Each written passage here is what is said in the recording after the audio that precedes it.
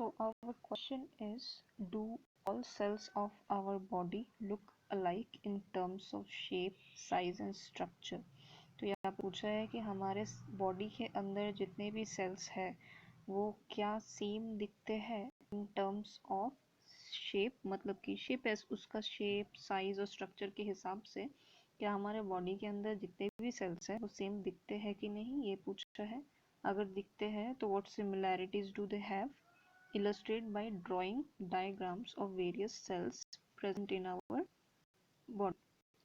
Okay, तो हमारे body में हमको पता है कि हम लोग मल्टी सेलुलर ऑर्गेनिजम्स हैं, तो हमारे बॉडी में एक सेल नहीं होगा, एक से बहुत ज़्यादा सेल्स होंगे और वो डिफरेंट डिफरेंट शेप और साइज के होंगे क्योंकि उनको डिफरेंट फंक्शंस भी परफॉर्म करना है। फॉर एग्जांपल तुम्हारे हार्ट में जो सेल्स प्रेजेंट है वो तुम्हारे स्किन के सेल्स के जैसा सेम नहीं दिखेगा क्योंकि उनका फंक्शंस अलग है। तो फॉर एग्जांपल इलोंगेटेड न्यूरॉन्स और नर्व सेल्स, इलोंगेटेड मतलब कि जो लंबा होता है, यहाँ पे ये वाला जो ड्राइंग है नर्व सेल्स का, तो ये जो है तुम्हारा लॉन्गेस्ट सेल और लॉन्गेस्ट सेल्स बोला जाता है न्यूरॉन्स को, तो ये तो लंबा है। और उसके बाद है स्पिंडल शेप, स्पिंडल शेप मतलब कि जो सेल्स ऐसे दिखते होंगे, ऊपर की तरफ नुकीले और नीचे की तरफ नुकीले, ऐसे टाइप के जो सेल्स हैं उनको स्पिंडल शेप बोला जाता है। तो ये तुम्हारे मसल्स में प्रेजेंट है। उसके बाद थर्डली है स्फेरिकल, स्फेरिकल शेप के सेल्स कहाँ पे प्रेजेंट होंगे, तुम्हारे ब्लड में प्रेजेंट होंगे, यानी कि रेड ब्लड सेल्स, तो वो स्फेरिकल शेप के होते हैं, राउंड राउंड होते हैं। तो हमको पता चला कि ये जो सारे सेल्स हैं वो एक जैसे शेप के नहीं है, ना ही उनका स्ट्रक्चर सेम है, इनका पूरा ही डिफरेंट डिफरेंट स्ट्रक्चर है। ओके,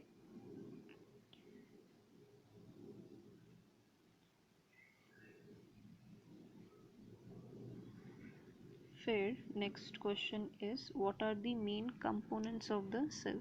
तो तुम्हारा जो सेल बना हुआ है वो उसका मेन कंपोनेंट्स क्या क्या है ये पूछा है। Okay, so our cell has 3 major components. एक तो सेल तुम्हारा सपोज ऐसा है, इसके अंदर जो गोल वाला स्ट्रक्चर है इसको हम लोग बोलते हैं न्यूक्लियस।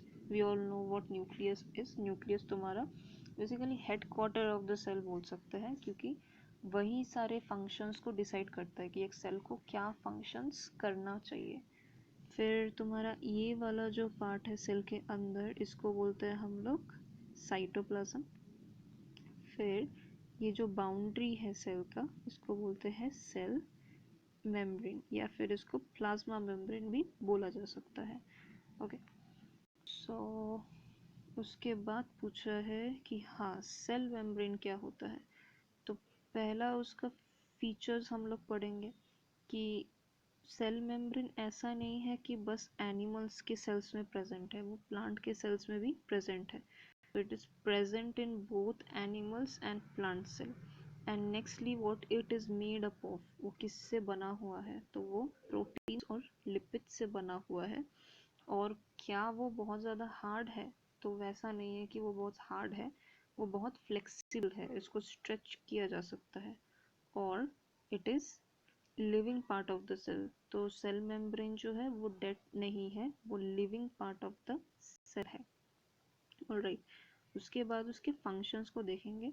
पहला फंक्शन बोला है कि it surrounds a cell and encloses the protoplasm. Now understand this कि ये तुम्हारा सेल है, ठीक है, अंदर न्यूक्लियस है, तो ये न्यूक्लियस और ये साइटोप्लाज्म इसको मिला के बनता है प्रोटोप्लाज्म। ओके, मतलब सेल मेम्ब्रेन को अगर छोड़ दो उसके अंदर जो भी रहेगा, मतलब कि ये साइटोप्लाज्म और ये न्यूक्लियस, इसको बोलेंगे हम लोग protoplasm.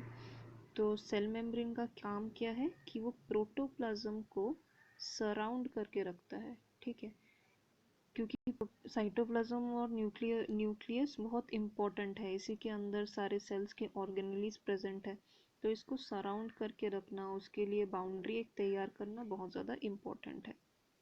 Secondly, it is it is selectively permeable in nature. It permits the entry and exit of selected materials in and out of the cell.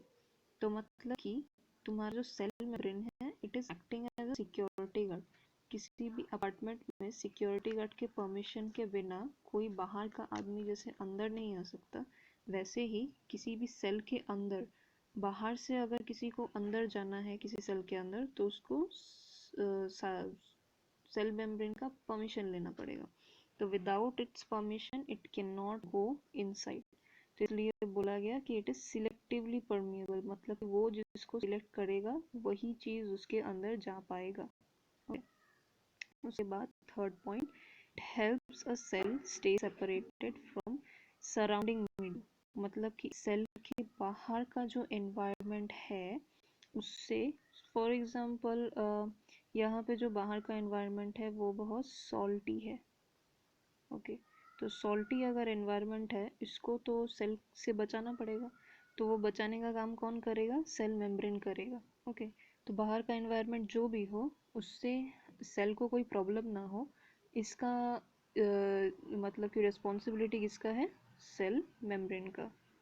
Alright, फिर सेल मेम्ब्रेन के बाद हम लोग पढ़ेंगे न्यूक्लियस के बारे में।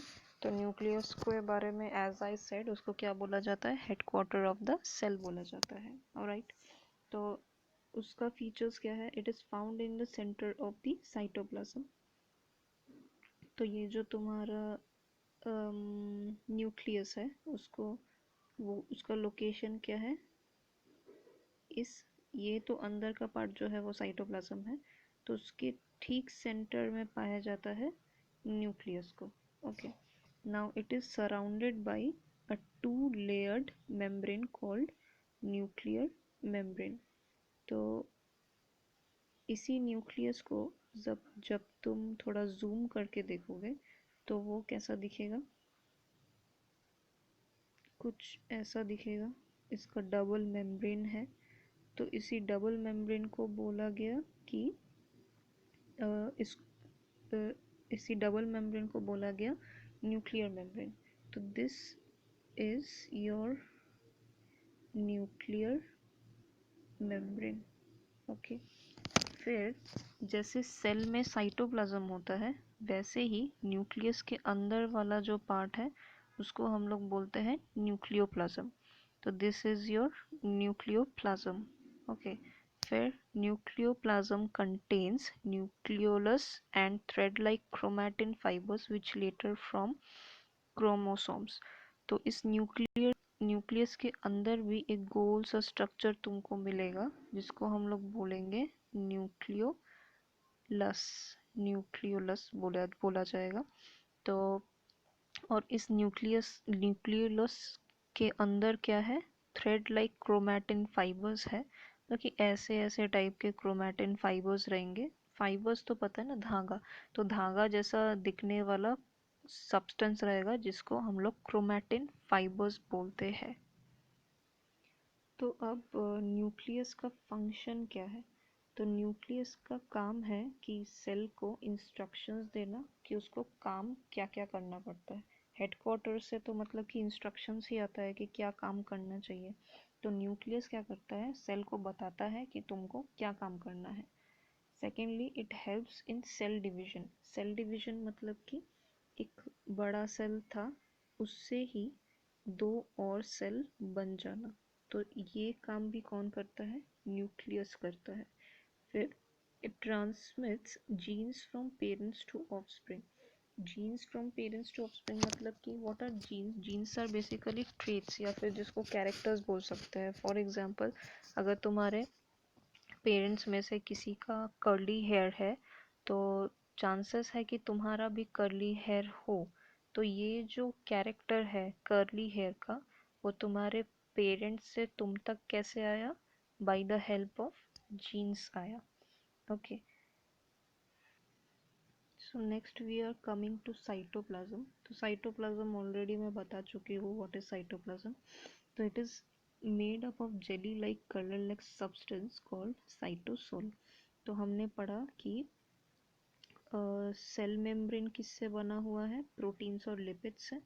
और ये जो साइटोप्लाज्म है वो किससे बना रहेगा? साइटोसोल से। तो साइटोसोल कैसा है, वो कम्प्लीटली लिक्विड नहीं है, वो जेली लाइक है, ठीक है। तो ये जो पार्ट रहेगा वो हार्ड नहीं रहेगा। सेल मेम्ब्रेन कैसा था, फ्लेक्सिबल था, और ये जो पार्ट है वो जेली लाइक सब्सटेंस रहेगा जो कि साइटोसोल से बना हुआ है। तो जो जेली लाइक सब्सटेंस है वहाँ पे ऑर्गेनेलिस फ्लोट करता है। नाउ व्हाट इज ऑर्गेनेलिस, जैसे हमारे बॉडी के अंदर ऑर्गन्स होते हैं जो हमारे बॉडी का सारा फंक्शंस करते हैं, तो वैसे ही सेल के अंदर ऑर्गेनेलिस है जो सेल के सारे फंक्शन करेंगे। तो उसके बारे में हम लोग आगे पढ़ेंगे। Now next question is write the features and function of cell membrane, cell wall, sorry। तो cell wall क्या है, it is the outermost covering of plant cell outside plasma membrane। तो हमने पढ़ा था कि सेल मेम्ब्रेन बोलो या फिर प्लाज्मा मेम्ब्रेन बोलो, वो तुम्हारे प्लांट सेल में भी प्रेजेंट है, वो तुम्हारे एनिमल सेल में भी प्रेजेंट है। ये तुम्हारा प्लांट सेल है, ये तुम्हारा एनिमल सेल है। तो एनिमल सेल के अंदर न्यूक्लियस भी रहेगा, इसके अंदर भी न्यूक्लियस रहेगा। पर ऐसा क्या है जो एनिमल सेल में नहीं है पर प्लांट सेल में है, वो है तुम्हारा cell wall.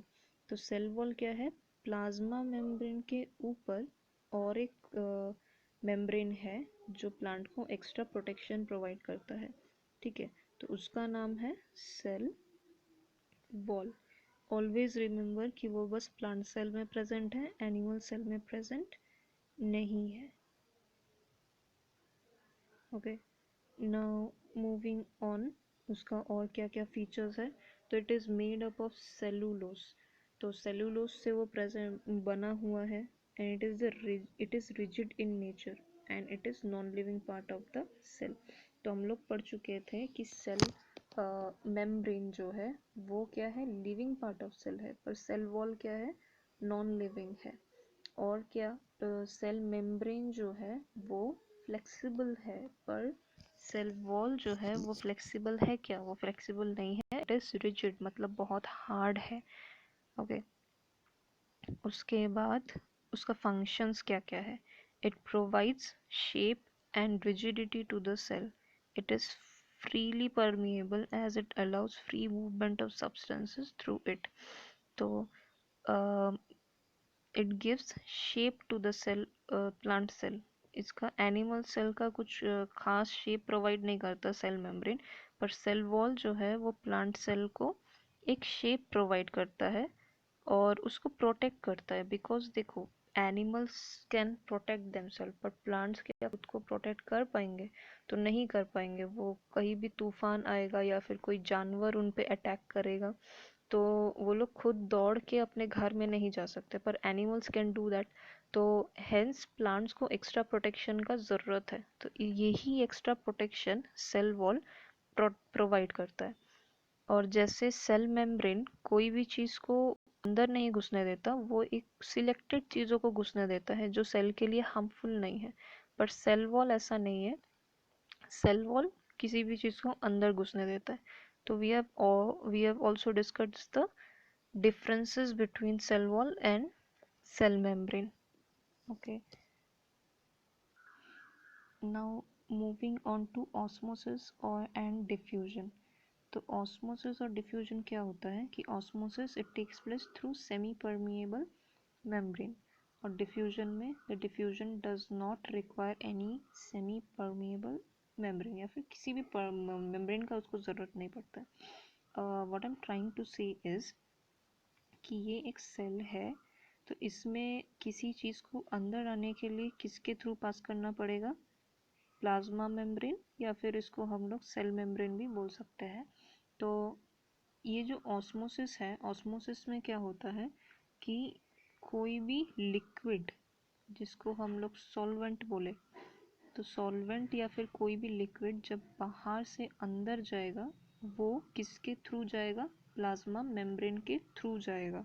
All right, but diffusion, we have studied about diffusion in the first chapter of chemistry कि डिफ्यूजन में क्या होता है, बस इधर से कोई चीज़ इंटरमिक्स होके दूसरे तरफ चले जाता है और उसमें कोई मेम्ब्रेन का ज़रूरत नहीं पड़ता है।